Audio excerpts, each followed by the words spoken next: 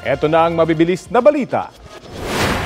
Huli kamang pag-araro ng dump truck na yan sa dalawang motorsiklo sa Antipolo, Rizal. Sa kuha ng dashcam, kita pa ang pagtumba ng isang motorsiklo sa kalsada ng Barangay Mambugan. Tumila po ng rider at nagulungan ng truck. Dead on the spot ang biktima na isang rider ng motorcycle taxi. Sugatan naman ang dalawang sakay ng isa pang motorsiklo. Ayon sa mga pulis, nawalan ng kontrol o nawalan ng preno ang truck. Hawak na ng pulisya ang driver ng truck na tumanggi magbigay ng pahayag. Desidido namang magsampa ng reklamo ang pamilya ng nasabing rider laban sa driver. Patay ang isang pulis matapos maaksidente ang sinasakyang mobile patrol car sa Pagsanhan, Laguna. Ayon sa pulisya, pabalik sa kanilang istasyon ng mga biktima para ihatid ang isang suspect na nahuli sa buy-bust operation nang mangyari ang aksidente. Isang motorsiklo ang iniwasan ng driver dahilan para mawalan siya ng kontrol at sumalpok sa arko. Sugatan ang iba pang sakay ng patrol car kabilang ang driver at suspect na kanilang inaresto. Nagpapagaling na sila sa ospital. Pinarangalan sa 40th Gintong Parangal 2025 ng Malabon, LGU, si GMA Network Chairman Attorney Felipe L. Gozon. Para po yan sa kanyang natatanging ambag sa pagsusulong ng responsableng pamamahayag. Balitang hatid ni Jamie Santos. Kinilala ng Malabon ang mga natatanging individual na nag-ambag sa pag-unlad at nagbigay ng karangalan sa lungsod. Tumanggap ng Malabon Medal Badge Lifetime Award bilang Most Outstanding Citizen of Malabon si GMA Network Incorporated Chairman Attorney Felipe L. Gozon. Para kay Attorney Gozon, isa raw malaking karangalan ang natanggap niyang pagkilala. Sa kanyang talumpati, sinariwan ni Attorney Gozon ang kanyang kabataan. At kahit hindi na raw siya nakatira sa Malabon, nananatilian niya ang kanyang puso para sa lungsod.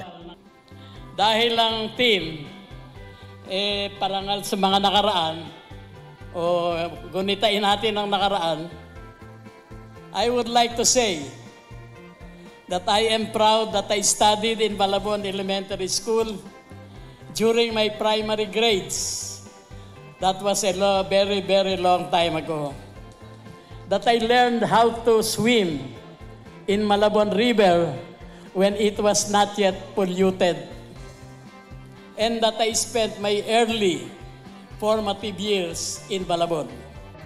Kasama niya sa pagtanggap ng parangal ang kanyang mga kapatid na sina Carolina Gozon Jimenez, pati si Florencia Gozon Tariela na nauna ng ginawaran ng dangal ng Malabon Award. Ayon sa Kasama Incorporated na nag-organisa ng event, kinilala si Attorney Gozon dahil sa kanyang matatag na paninindigan sa katotohanan at pagsusulong ng responsableng pamamahayag sa pamamagitan ng pamumuno ng GMA Network Incorporated. Pinarangalan din sina Senador Loren Legarda, BOC Commissioner Ariel Nepomuceno, dating Senate President Juan Ponce Enrile at iba pang personalidad mula sa sining, akademya, negosyo at serbisyo publiko. Ito pong pagbibigay ng ating gintong parangal ay hindi lamang po para sa kanila, kundi para sa bawat Malabuenyong nangangarap, nagbibigay ng masigasig na pagmamalasakit at karunungan, kagalingan. Jamie Santos, nagbabalita para sa GMA Integrated News.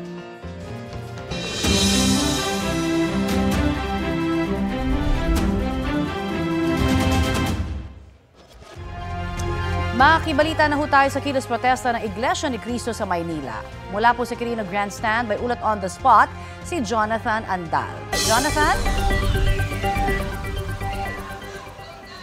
Yes, Connie, as of 10:30 a.m., umaabot na sa 180,000 yung mga nandito sa Quirino Grandstand na dumadalo sa INC rally. Batay po yan sa crowd estimate ng Manila Police District. Kung makikita nyo sa likod ko, tirik po ang araw sa mga oras na ito. Napakainit pero hindi po natitinag yung mga dumadalo rito sa rally.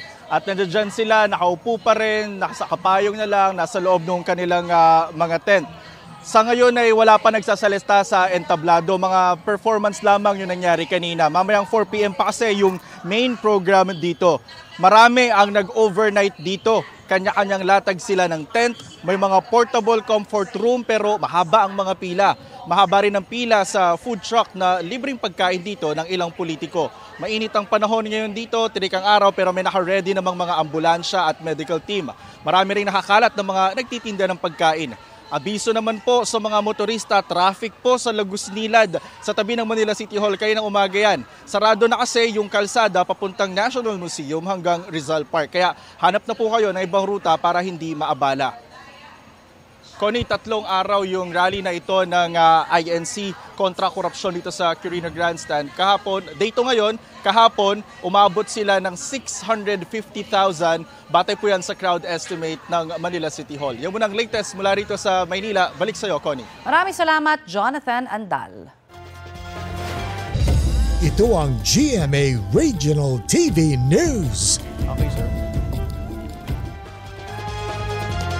Sandamakmak na mga sanga ng puno at troso ang naipon sa Ambuklaw Dam dahil sa epekto ng bagyong Uwan. Ayon sa mga otoridad, inanod yan mula sa Agno River kasunod ng bagyo. Nagsasagawa na ng clean-up drive ang mga opisyal ng barangay at volunteers. Naglagay na rin ng lubid para harangan ang mga debris at mapigilan ang pagkalat nito. Ayon sa isang barangay kagawad, ito ang unang beses na ganyan karaming debris ang inanod sa Ambuklaw Dam matapos ang bagyo. Delikado raw ito sa spillway ng dam. Nasunog ang ilang establishmento sa barangay poblasyon sa Bayog, Zamboanga del Sur. Nagngangalit na apoy at maitim na usok ang tumambad sa mga taga-Purok 9 pasado alas 8 ng gabi noong Huwebes. Ayon sa Bureau of Fire Protection Region 9, kabilang sa mga nasunog ang isang art sign shop, barbershop at tindahan ng motor parts. Damay rin ang isang bahay. Walang naitalang sugatan sa insidente. Problema sa kuryente ang isa sa mga tinitinang sanhi ng apoy. Walang pahayag ang mga may-ari ng nasunog na bahay at mga tindahan.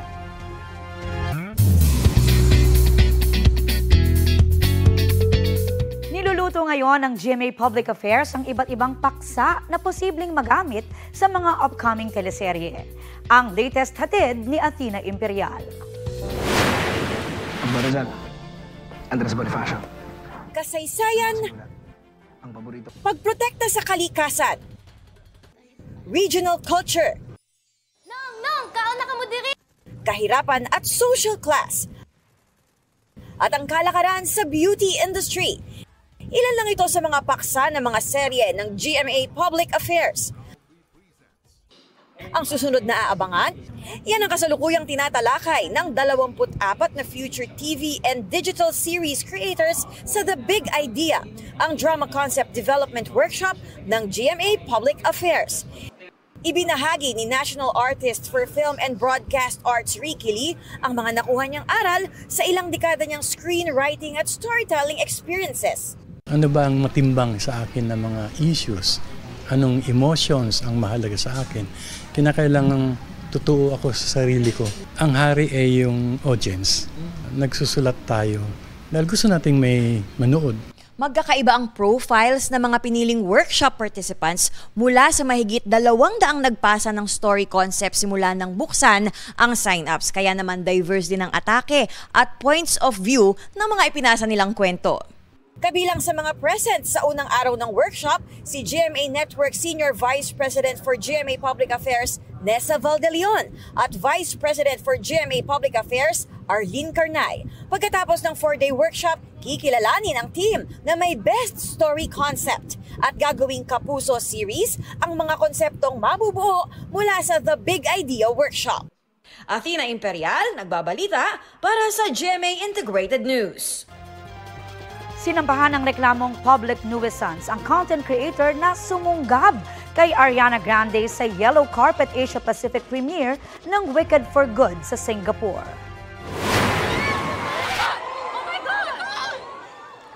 Kung maripas ng takbo ang lalaking yan papunta kay Ariana na abalang nakikipag-interact sa fans kasama ang kanyang co-stars. Inakbayan pa ng lalaki si Ariana at nagtatatalon sa tabi ng aktres. Agad namang kumigitna si Cynthia Erivo sa dalawa habang inilalayon ng security ang lalaki. Kinalala ang lalaki na si Johnson Wen, ang 26-year-old social media personality na ginagawang content online ang pagsugod sa concert stages at sporting events. Sa kanyang Instagram post last Thursday, Kinumpirma ni Wen na pinalaya na siya kasunod ng pag-ako sa ginawang stunt sa premiere. Kung mapapatunayang guilty, maaari siyang pagmultahin ng mahigit $1,000 o mahigit 91,000 pesos. Sa kabila ng komosyon, the show and premiere must go on. I have been changed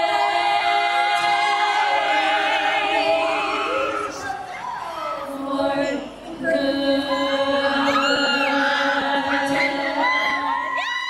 Enjoy na naki-toss-toss ang Wicked fans kabilang ang winners ng Wicked Singing Contest na nagsample pa ng kantang For Good. Present din ang iba pang cast members ng show at ang direktor nito na si John M. Chu. Speaking of For Good, ano kaya ang naaalala ng lead stars sa kantang yan? Oh my goodness, we have some really beautiful friends and family that I think are always on our minds, you know? I think so. We have a lot of love in our lives. We're so lucky. So, yeah. Samantala naglabas ng video message si Vice President Sara Duterte ngayong ikalawang araw ng mga protesta kontra katiwalian. Sabi ng bise, nauunawa niya ang galit at pagkadismaya ng taong bayan. Nasaksihan daw mismo ng bise ang anyay pagmamanipula ng Kamara sa budget ng Department of Education noong siya pa ang kalihim nito.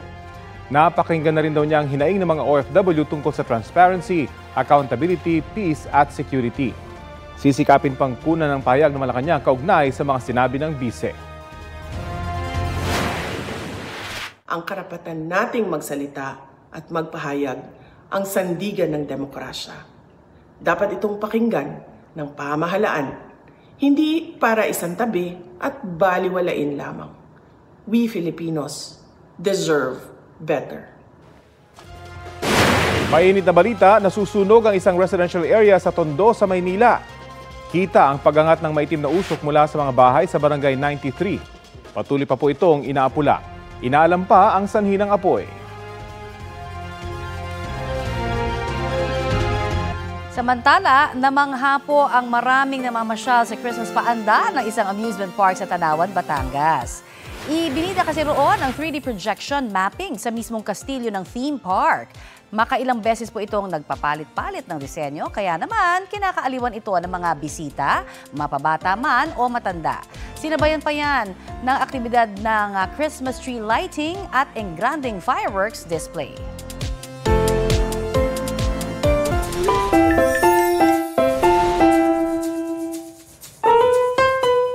Ito naman, ginawang more fun ng isang grupo ng mga estudyante sa Batangas City ang kanilang class reporting. Ang kanila raw kasing goal, effective learning na may konting laughing. Anong pakulo ba yan at nang mapag-aralan?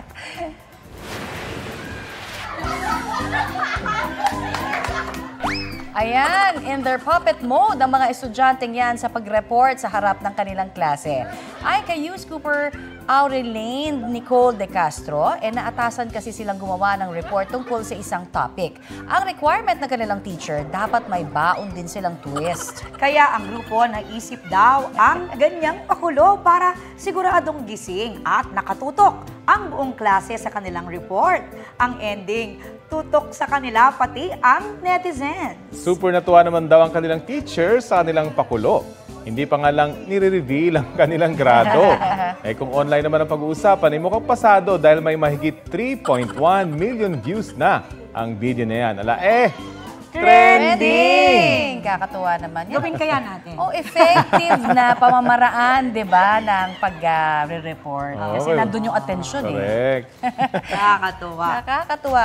5 ang ibibigay namin sa inyo na grado, ha? Ay, hindi. 1 pala. 1.